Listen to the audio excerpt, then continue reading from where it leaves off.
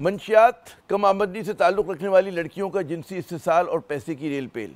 मुस्वा आमिर कत्ल केस के ताने बानों में आपको ये तीनों अवामिल जो हैं नज़र आएंगे।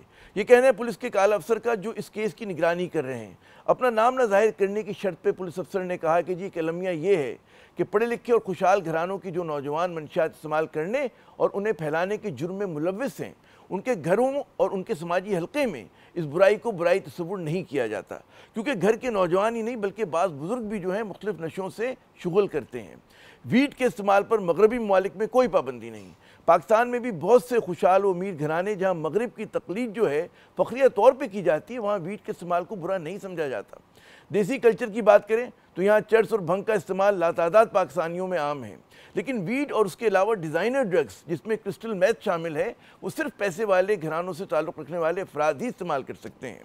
मुस्वा आमिर के बहीमाना कत्ल की तफसीलात अपनी जगह, लेकिन इस कत्ल ने एक पेंडोरास बॉक्स खोल दिया है। पुलिस का कहना है कि जी मकतूल मुस्वा आमिर खुद एक ड्रग सप्लायर था। एक ज़माने में यही काम जो है अरमगान भी किया करता था, लेकिन बाद में उसने पैसा कमाने के दूसरे ज़राए बना ली, जिसमें क्रेडिट कार्ड और इलेक्ट्रॉनिक फ्रॉड जो है वो सरे फहरिस्त हैं। अपने धंधे की लाइन बदलने के बाद जो है अरमगान साहब जो है वो मंशियात फ़रोख्त करने के बजाय उनके ख़रीदार बन गए। पुलिस ने मंशियात इस्तेमाल करने और फ़रोख्त करने का इल्ज़ाम जो है साहिर हसन पर भी आयद किया। साहिर खुद एक फ़नकार हैं और उनके वालिद साजिद हसन साहब जो हैं उनका शुमार पाकिस्तान के सीनियर, मकबूल और मंझे हुए फ़नकारों में होता है। पुलिस का कहना है कि जी मंशियात ख़रीदने वालों में सियासतदानों से लेकर कारोबारी अफराद, अफसरशाही के नुमाइंदे और स्कूल कॉलेज के तालिब इल्म सभी शामिल हैं। पुलिस को इस तवील रस्सी का सिरा मिल गया है।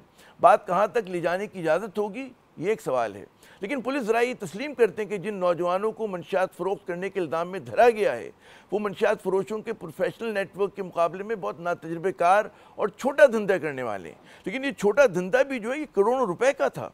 सोचे जो मंशियात फ़रोशों के असल गिरोह हैं उनका क्या हाल होगा। इस स्कैंडल में जिन लड़कियों के नाम आए हैं, खुसूसन वो जिसे अरमगान ने मारा पीटा था, उनमें से कुछ जो हैं वो कम आमदनी वाले तबके से ताल्लुक़ रखती थी, जिन्हें अरमगान ने मुलाजमत भी दी हुई थी और ज़्यादा पैसे देकर उनका जिनसी इस्तेसाल भी करता था। जिस लड़की को उसने मारा पीटा और उसकी नाजेबा वीडियो बनाई, उस पर अरमगान को शुबा था कि वो पुलिस से मिल गई है। पुलिस अफसर के बकौल अरमगान जो है मंशियात के इस्तेमाल की वजह से अजीब व गरीब जहनी कैफियत का शिकार हो गया था और उसमें दूसरों पर हद से ज़्यादा शुबा करने से लेकर ज़ालिमाना रुझानात सब के सब गालिब आ चुके थे। ज़राए का कहना है कि जी अरमगान ने मारपीट और कत्ल जो है क्रिस्टल मैथ के नशे के तहत किया। क्रिस्टल इस्तेमाल करने वाला जो होता है वो दिनों ही नहीं बल्कि हफ्तों मुसलसल जाग सकता है और इस कैफियत में क्या ज़हनी हालत होगी इसका अंदाज़ा जो है आप अरमगान की फिल्मी विलन जैसी हरकतों से कर सकते हैं, जैसे सिक्का उछाल कर मुस्वा आमिर की ज़िंदगी और मौत का फैसला करना, अपने शिकार को लोहे के डंडे से मारना, बलूचिस्तान ले जाकर गाड़ी जो है में आप उसने कहा जी मुस्वा उतरे उससे और फिर उसको भागने का कहा और फिर बिलाखिर हम देखते हैं कि उसे जिंदा जला डाला। अब आइए कहानी के दूसरे पहलू पर, यानी कि मंशियात की फ़रोख्त। ज़राए का कहना है कि क्योंकि मगरिब में वीट पर पाबंदी नहीं, इसलिए वहाँ से पाकिस्तान उसे रवाना करना जो है आसान है। पाकिस्तान में उसे निकलवाने के लिए कुछ ताल्लुकात या पैसे चाहिए होते हैं। ले आपका माल जो है कराची आ गया। तकसीम के लिए बाज़ कोरियर सर्विसेज के साथ साथ प्यादे या बूट लेगर भी जो है इस्तेमाल होते हैं। वैसे इस केस में पेचीदगी ही पेचीदगी और कुछ ऐसे सवालात हैं जिनका जवाब मिलना बहुत ज़रूरी है। इस स्कैंडल में घर के बड़ों का किरदार, वो अपने बच्चों पर नज़र क्यों ना रख सके, उनके हल्का अहबाब के बारे में जानकारी की उन्होंने क्यों ज़रूरत महसूस न की, इस पर कानून नाफिज करने वालों के किरदार पर भी सवालिया निशान है।